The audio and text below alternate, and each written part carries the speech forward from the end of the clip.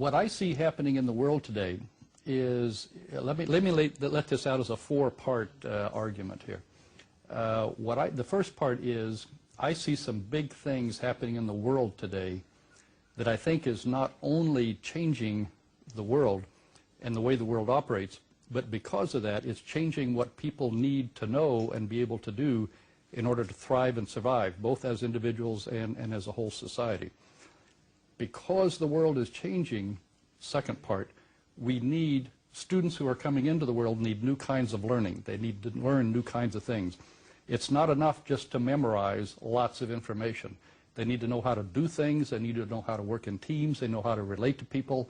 They need to know how to understand themselves. They need to know how to direct their own learning, etc. Because they need to learn new kinds of things, teachers, both in the public schools and in the universities, need to teach new things. And in order to teach new things, part three, they have to teach in more powerful ways. More powerful kinds of learning are going to require more powerful kinds of teaching.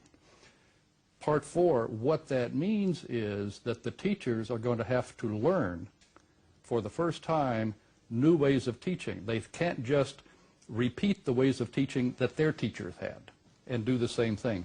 They've got to learn new ways of teaching.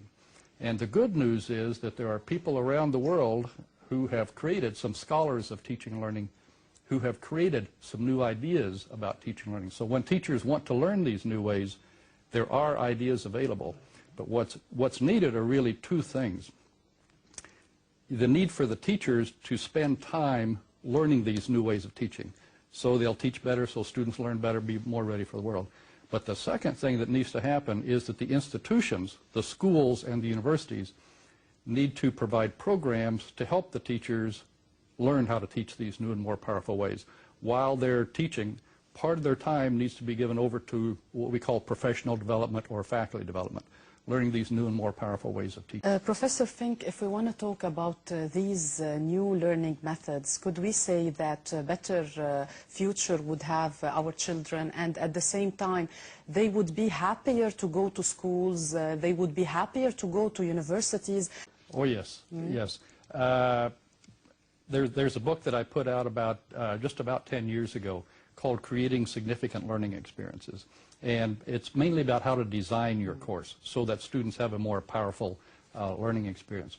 But I put that book out about in 2003, but since then, a lot of professors have used these ideas. So just a year ago, we put out a new book with articles by these people who've used it.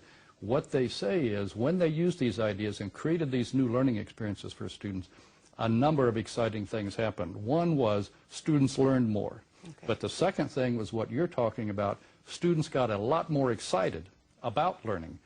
They wanted to learn because they saw the value of it. It was engaging. It was fun to work with other people. When you sit in a normal classroom, I'm not sure about Lebanon. I suspect, well, I'm pretty sure it's probably the same here as it is in the United States. But most of the time when you sit in a college classroom, but even in high school sometimes, what the student is doing for 80% of the time is sitting looking at the backs of other students' heads and the face of the teacher. That's not exciting. That's not exciting. Some heads are nice, but not many. Not all. Not many, yeah.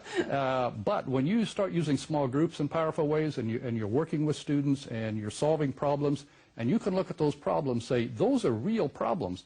Those are problems I really might face 3 years, 5 years from now when I'm out of school. I want to learn how to solve those problems. When students can see that, they get excited, and it makes it more exciting for them. And when the teacher sees the students excited and learning more, it makes teaching a lot more fun for the teacher as well.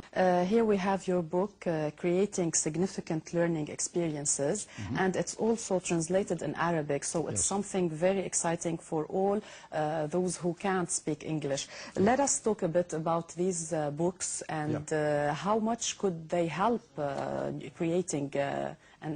creating significant learning experiences. Well, let me just give you a real brief overview of that. The big thing that teachers have said the ideas in that book do for them is it allows them to be much more intentional about their teaching. What they mean by that is so many teachers without any preparation, college teachers especially, have no preparation for what they're doing as teachers. They learn a lot about their subject matter, but they're not prepared to teach at all. So they're just kind of in a fog. What this book does is lift that fog. Teachers can say, now I can sit down and think about what do I want students to learn with a lot more clarity, and if that's what I want them to learn, then I can ask myself, what would the students have to do to learn that? That's the learning activities. And then second, what would the students have to do for me and the students to know whether they had learned that? That's the assessment question.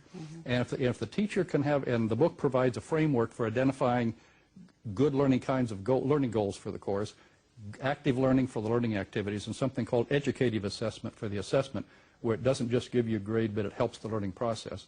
And then you put those together in some powerful teaching strategies.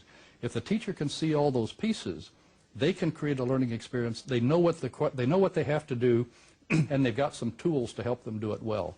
So that's the kind of thing they're finding valuable in that. And there was one big thing in there that's called for the learning goals, called a taxonomy. And this is the categories of learning, sort of big categories that have lots of sub-ones. It's called the taxonomy of significant learning. That's where the name came from.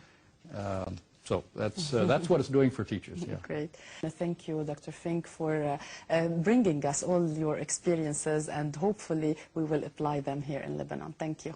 Thank Thanks you. a lot. Merci,